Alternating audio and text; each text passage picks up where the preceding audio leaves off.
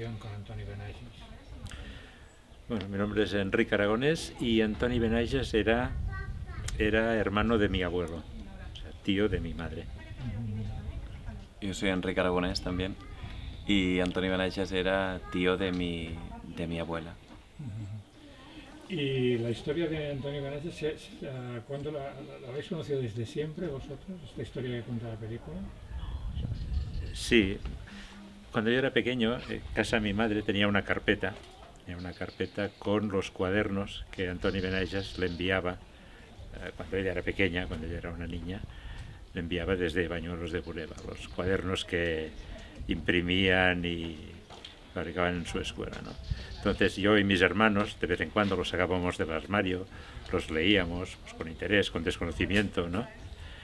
Y bueno, era divertido para nosotros. Conocíamos poco de la historia, aparte de un tío de mi madre que había muerto en la guerra civil, pero conocíamos poco.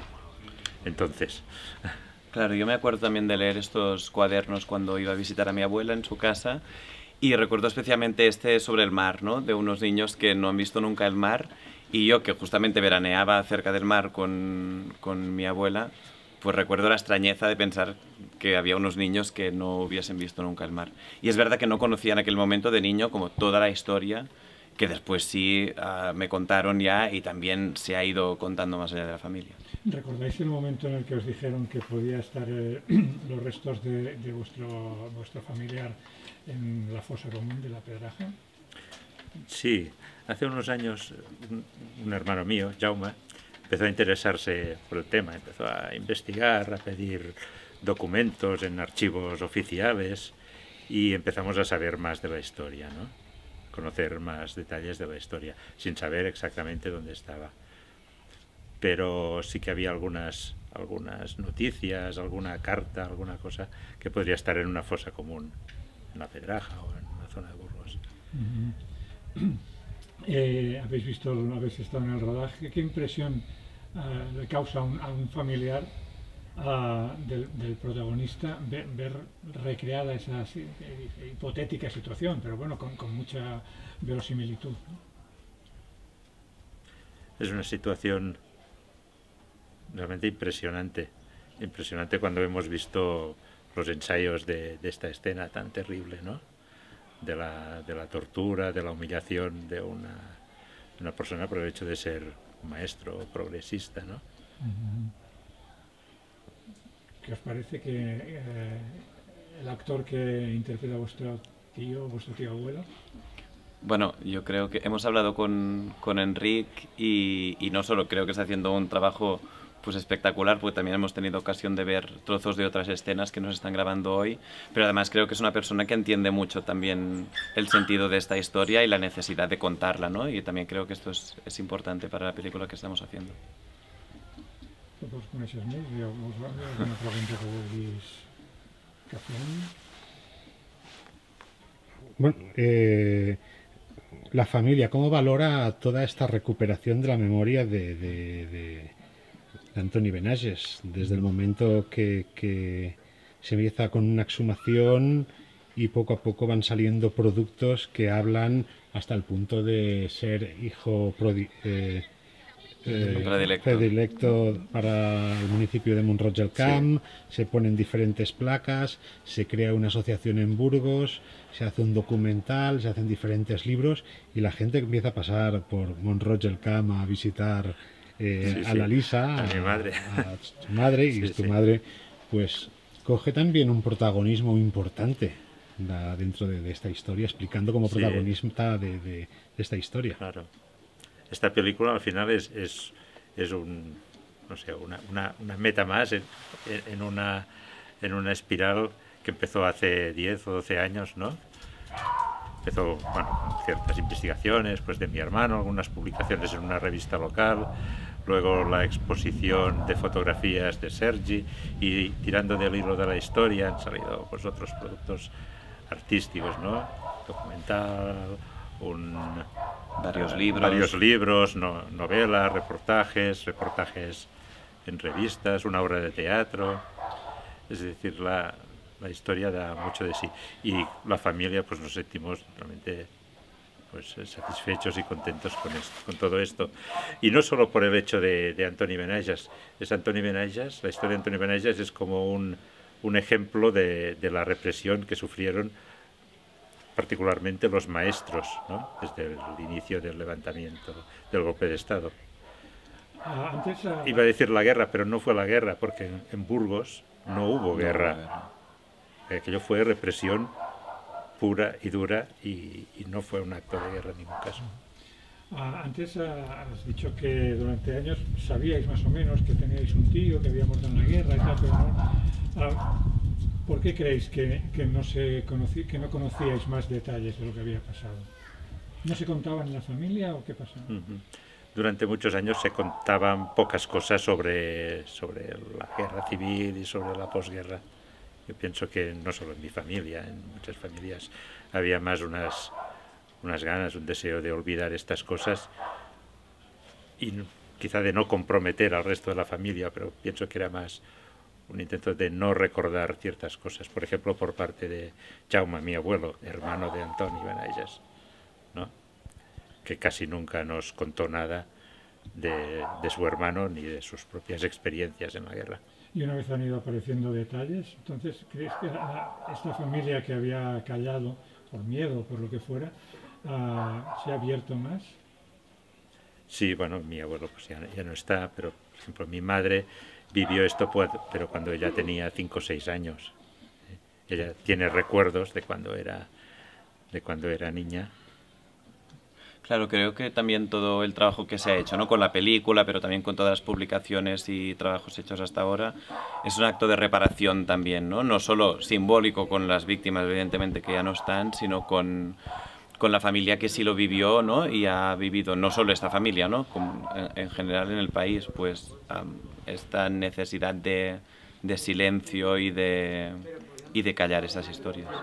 ¿Conocéis un poco las teorías pedagógicas de Antoni Benages? ¿Os parece que aún hoy algo que se hacía en los años 30 puede ser considerado avanzado o revolucionario? Yo he leído mucho, no solo sobre la historia de Benages, sino sobre sus escritos, ¿no? Tiene cartas que hablan sobre educación, yo me dedico a la educación, y me parecen interesantes y avanzadas. Es triste que tengamos que considerar avanzadas aún ahora pensamientos, ¿no? Que ya se estaban escribiendo y se estaban trabajando hace casi un siglo, pero también tiene que ver justo con esta represión, ¿no? No solo es que quedó congelado, sino que se tiró atrás pedagógicamente muchísimo, ¿no? Y se ha tenido que retomar después, evidentemente, con todo el movimiento de renovación pedagógica que también ha estado detrás de la recuperación de esta historia, ¿no? También es memoria histórica entender qué se estaba haciendo en las escuelas en los años 30, por qué se dejó de hacer y qué pasó con los maestros y sus técnicas y cuál es el legado que aún hay que retomar a veces en las escuelas. Como persona dedicada al mundo de la educación, ¿crees que aplicas algunos de los principios del método Freinet o de lo que hacía Antoni Benages? No del método Freinet directamente, pero sí que, bueno, coincido con muchas de las opiniones que expresa Antoni Benages en sus textos, ¿no? Recuerdo concretamente una carta donde critica esta frase de la letra con sangre entra y dice ni con la del niño ni con la del maestro, ¿no?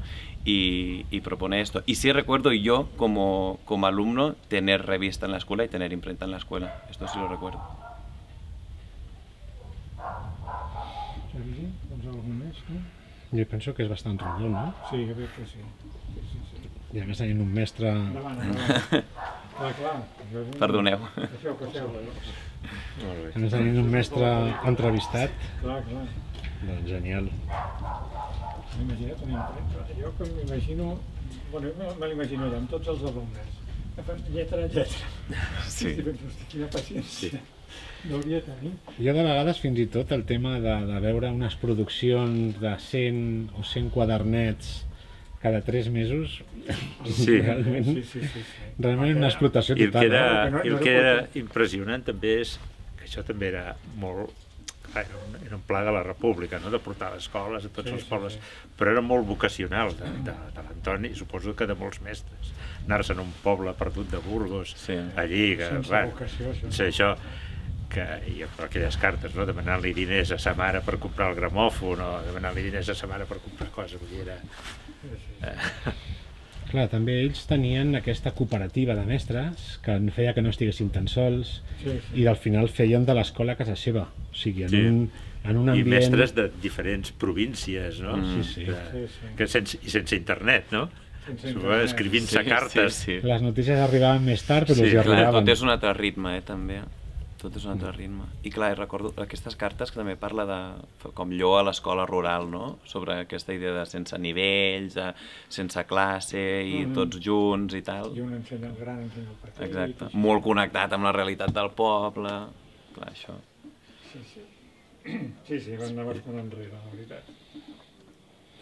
Sí, no? Això que es parla ara, el treball per projectes, jo no sóc mestre, però quan parlen del treball per projectes, era una mica això, Sí, que se li el diu projecte innovació. era ara el mar, no? Se dedicaven durant un mes o diverses setmanes al mar. Un altre, la siega o los bailes de la fiesta mayor, no? D'alguna manera, clar, han perdurat aquests quaderns pel fet de que eren impresos. La lletra manuscrita generalment no queda. I bueno, sobretot gràcies a la família han perdurat aquests quadernets. Bueno, que justament aquest fet que sigui impremta vol dir que n'hi ha diverses còpies i per tant si un no la conserva una carta, si ja es perd, doncs es perd. Estan en un paper que està allò... Sí, sort que ara estan ja digitalitzats i tot, i això ja... Però clar, gràcies a la família... Aconseguir quasi tots, no? Entre els de ma mare, els de son cosí, així... Ja tenien falta el número 1, només hi ha la portada, però sí que gràcies a la família que va considerar que era una cosa important, perquè clar, consideraves però a nivell familiar, no per fer difusió en el futur, està clar. I són bonics, Són bonics. Són més que una redacció escolar, és una cosa brutal, no? Pel que signifiquen i pel que són. Veig l'obra d'un artesà i d'una escola que funcionava com una cooperativa també, i que d'alguna manera funcionava on cadascú tenia la seva funció, i que al final, comparant quadernets d'altres escoles, veies la qualitat, saps? Sense taques, tot molt ben justificat, tot molt ben presentat, sinó després el contingut. El contingut de com un nen podia dir que gastar 3 o 4 pàgines explicant que el mar estava a Pamplona, amb la dificultat que té fer aquella... gravar tot, fer tot allò... I que no t'ho censurin, que diguis que el mar és a Pamplona i que no t'ho censurin. Continuo gravant. Al final me han dicho que no era Pamplona. Però clar, això és un exercici d'empoderament de dir, hòstia, no et negaré... L'important d'aquesta tècnica és que el nen expressi. No et callaré la boca ni et posaré les orelles de burro per dir que és a Pamplona. O sigui, amb l'Ucar, que era una pàgina, la impressió, però al final permet que surtin aquells pensaments, tot i que siguin erronis o que diguin que el mar té 2 metres de largura.